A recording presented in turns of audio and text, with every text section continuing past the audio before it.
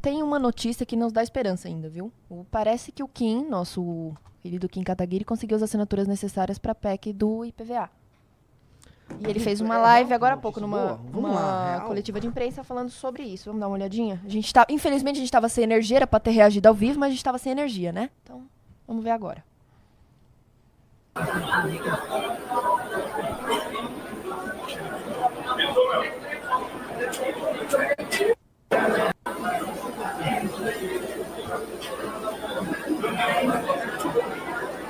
Tudo pronto aí? Não? Nem lá os caras... Todos, convoquei essa coletiva de imprensa para anunciar que...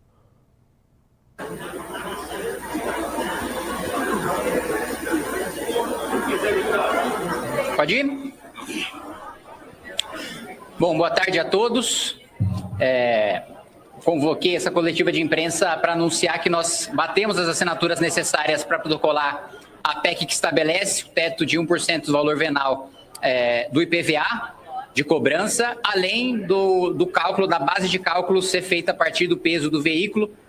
Praticamente menos de um mês a gente conseguiu 224 assinaturas das 171 assinaturas necessárias. Então, o primeiro ponto que eu quero ressaltar é do prognóstico positivo. Eu nunca vi uma PEC conseguir assinaturas em tão pouco tempo. Eu demorei, só a título de exemplo, 2 anos para conseguir coletar as assinaturas para a PEC de combate aos supersalários. Essa, em menos de um mês, as assinaturas já foram coletadas. Inclusive, semana passada, uma repercussão grande no mercado com cálculos feitos sobre o impacto na inflação e sobre o impacto fiscal.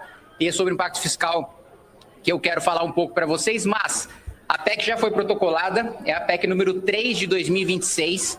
Eu quero começar agradecendo todos da população que pressionaram, que ligaram, que mandaram e-mail para cada um dos parlamentares para que a proposta fosse encaminhada, né? O meu primeiro passo político é conversar com o presidente Hugo Motta para ele despachar o mais rápido possível essa proposta para a CCJ e, em seguida, conversar com o presidente Leurlo Manto da CCJ para a gente aprovar e já dar ensejo à criação da comissão especial. Eu estou muito seguro, pela velocidade com que a gente conseguiu coletar as assinaturas, de que, levando a voto, a gente tem maioria, a gente tem os 308 votos necessários nos 2 turnos para aprovar essa PEC. O cálculo que foi feito de impacto, né, de arrecadação é de uma perda de arrecadação de 38 bilhões de reais. E a gente apresentou algumas sugestões de compensação na PEC. Uma delas é a limitação com gastos em publicidade dos poderes executivos, e isso traria uma economia de 6,5 bilhões de reais.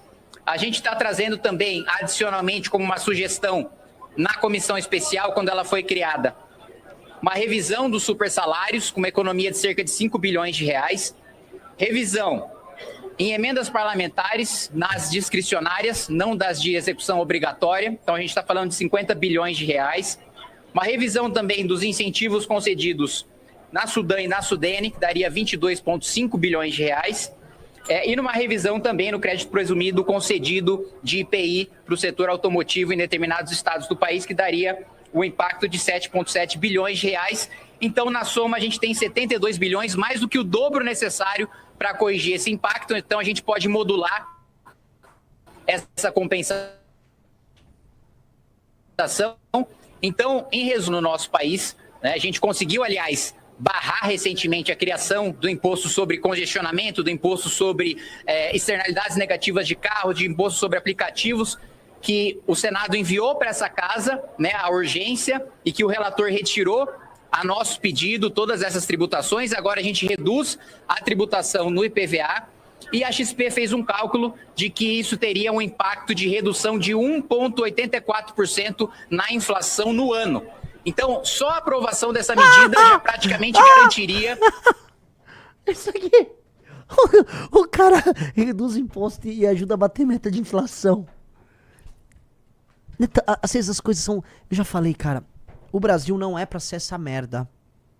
A gente se esforça, tem um esforço demoníaco em tornar esse lugar aqui impossível de ser vivido. Você vê que o cara, o Kim tá fazendo o básico.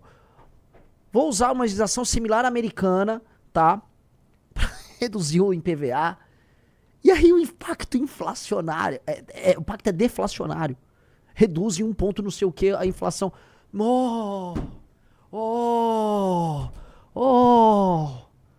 Meu Senhor Jesus Cristo. Vamos lá, dá o play. Que o governo atingiria a meta de inflação estabelecida sem necessidade de aumento de juro por parte do Banco Central. Então, são vários impactos positivos, né? Você tem um estímulo, né, para o setor automotivo, você tem um estímulo para as pessoas que hoje vivem, né, de aplicativos, vivem de ser motoristas, de ser entregadores. Você movimenta a economia tirando recursos que hoje são desperdiçados em áreas como os gastos. Aliás, outro ponto de compensação, os gastos com o Congresso Nacional e as Assembleias Legislativas passam também a ser uma porcentagem da receita corrente líquida aí, que a gente está limitando também para compensar a perda de arrecadação dos estados. Então, resumidamente, a gente corta dezenas de bilhões de reais em gastos inúteis para fazer com que todo mundo pague o IPVA mais barato. E eu estou lançando também um site para que todo mundo em cada estado faça a comparação do quanto paga de IPVA hoje e do quanto passaria a pagar no máximo com a PEC que a gente está tentando aprovar. O site é ipva.kimkataguiri.com.br. Agora vocês já conseguem fazer a simulação do quanto seu carro paga de IPVA hoje no seu estado e de quanto passaria a pagar a partir da aprovação dessa PEC. Então, agora é só os próximos passos políticos, da mesma maneira que a gente teve uma grande mobilização popular para essas assinaturas, como eu disse, precisava de 171, em menos de um mês a gente conseguiu 224 a ação dessa PEC. Essa mesma pressão a gente vai precisar para despachar essa PEC para a CCJ e para aprovar essa PEC na CCJ. Se alguém tiver alguma questão, eu estou aqui à disposição. 38 bi por ano, isso. Mais alguma? Márcia? É o homem, né? Ah, cara, É o maior de a todos. A gente precisa É o maior de todos. de cara. pelo É o maior menos de 10 todos. desses. Eu volto a colocar. Esse país é muito amaldiçoado. Por que eu falo amaldiçoado? Era pra esse cara, todo o setor produtivo no Brasil, era pra população, o eleitor, tá falando, cara, existe alguém sério. Mas não reconhecem. Ele vai ter que fazer campanha, vai ter que suar pra ter a votação que ele merece. E não terá a votação que ele merece. Kim Kataguiri tinha que ter 1,5 milhão de votos. 2 milhões de votos. Ele não terá a votação que ele merece. Porque esse país amaldiçoado vai votar em vagabundo, em retardado, em picareta, em gente que te vende pânico moral. Em gente que não tem inteligência sobre nada. É vendedor de susto, vendedor de pânico moral. Esse país amaldiçoado vai fazer isso. Nem adianta sonhar. É isso aí. E jogo que segue. E jogo que segue. Porque é o país da sabotagem. É o país da vagabundagem. Um cara botou aqui no chat, o Wolf, e esse cara é constantemente atacado de todos os lados. Sim. Porque, por falarmos a verdade, nós temos como prêmio ser execrado e atacado por todo mundo. Eu fui no Flow ontem, tava conversando com o Igor. Você percebe que o Igor, que é um cara que ele se atentou, né, tomou ciências do caso do Banco Master, tá indignado. E aí ele percebe, como uma pessoa honesta, o Igor falou, pô, parte do escândalo pega o PT, pega Centrão, pega bolsonarismo, pega STF, tá indignado. Aí a gente vai, divulga, e aí eu começo a explicar, Igor, não adianta, né? No fundo a gente bate aqui, mas vão virar, mas tá falando do meu aliado. Então, se você é de direita, você tá proibido de falar todo o envolvimento do governo Bolsonaro, da administração Bolsonaro, no caso do Banco Master. E se você for de esquerda, você vai fingir que não existe o envolvimento do Credit Sexta, do PT da Bahia, que o Lula não recebeu o Vorcaro, que o Lewandowski não recebeu 250 pau por mês num contrato esquisitíssimo, que o Guido Mantega tinha um contrato de R$1 milhão com o Banco Master por mês. Vão fingir. Os vagabundos do Centrão nem fingem. Eles só estão, né, participaram da putaria, foram na suruba, agora, né, estão cuidando de se safar. E o STF naquela, né, ele também não finge. O STF tá tipo assim, ó. Democracia, galera, democracia. Galera, é democracia. Difícil demais. Difícil demais. Porque essa é a regra do jogo. É um país cínico. São cínicos, são fingidos, são palhaços, são posadores. Veja só o que o Timóteo Dabrado falou, né? Pra vocês entenderem como é que é o país da pose. Acabei de saber que o documentário sobre o Banco Master feito pelo Brasil Paralelo... Gente, o Brasil Paralelo é aquela empresa bolsonarista que ficava falando lá, ficou criando panos de fundo pra Bolsonaro tentar um golpe de Estado. E depois o PT entrou no poder, ficaram morrendo de medo e foram falar de outros assuntos. Esse é o Brasil Paralelo. O documentário feito pela Brasil Paralelo não comentou nada sobre o caso mais grave envolvendo gente do PL e ex-ministro do Bolsonaro.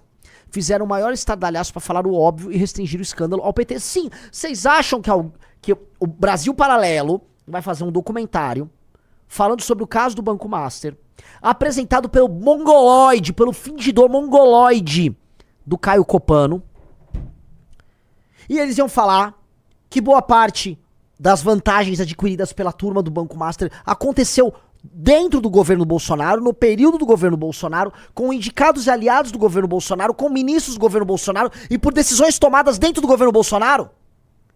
Por que eles não falaram lá no documentário sobre o João Roma, líder do PL na Bahia, tá?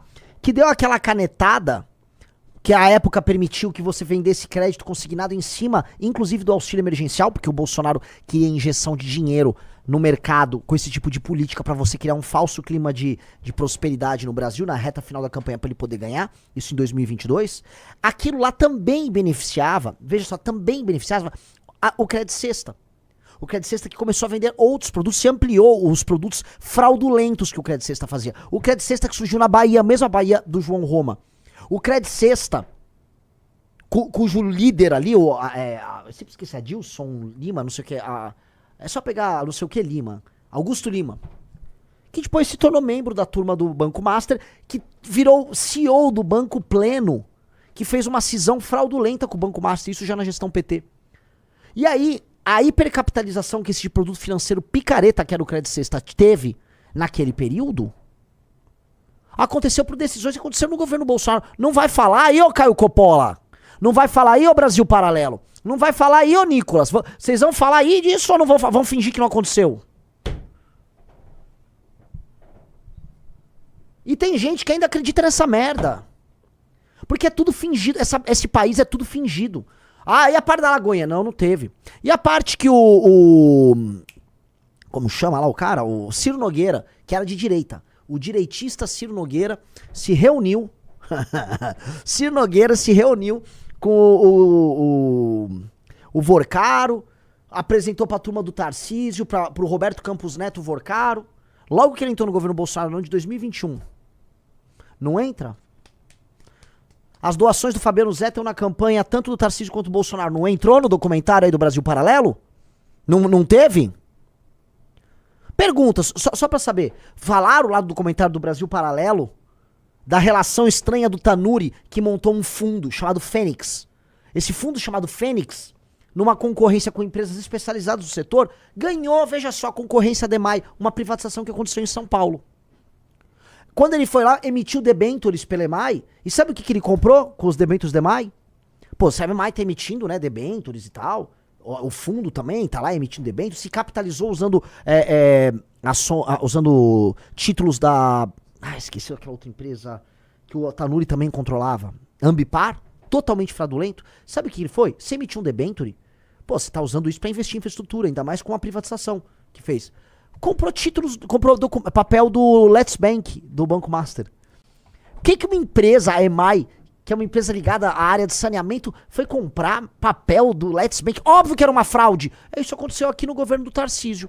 Aí, um cara que era da Ambipar, essa empresa fraudulenta que tá no meio do coração do esquema do Banco Master, o cara tava na Ambipar, vai parar na Sabesp, privatizada pelo Tarcísio, e a Sabesp pega a EMAI que tá quebrada e compra. Que curioso, tudo isso acontecendo debaixo do nariz do governo direitão, cristão do Tarcísio. Que cristãozão, hein? Todo mundo bem cristão, né? O cristianismo do Lagoinha, né? O cristianismo é esse, né? Coincidências, galera. Tudo coincidência. Poxa, que coincidência. Fala, meus queridos, aqui quem fala é o Alan do canal Inevitável Cortes, e no meu segundo mês postando cortes aqui no YouTube de figuras do Partido Missão e do MBL, eu faturei cerca de 25 mil reais, ou um pouquinho mais de 4 mil dólares. E se você tem interesse em estar criando o seu próprio canal de cortes, eu preparei um treinamento 100% focado, mostrando o passo a passo para você estar conseguindo fazer seus cortes de figuras do Partido Missão e do MBL. Para acessar o treinamento é só clicar no primeiro link da descrição ou ler o QR Code que tá aparecendo aqui no meio da tela agora. E se você gostou desse vídeo, não se esqueça de deixar o like e se inscrever no canal. Te vejo no próximo vídeo.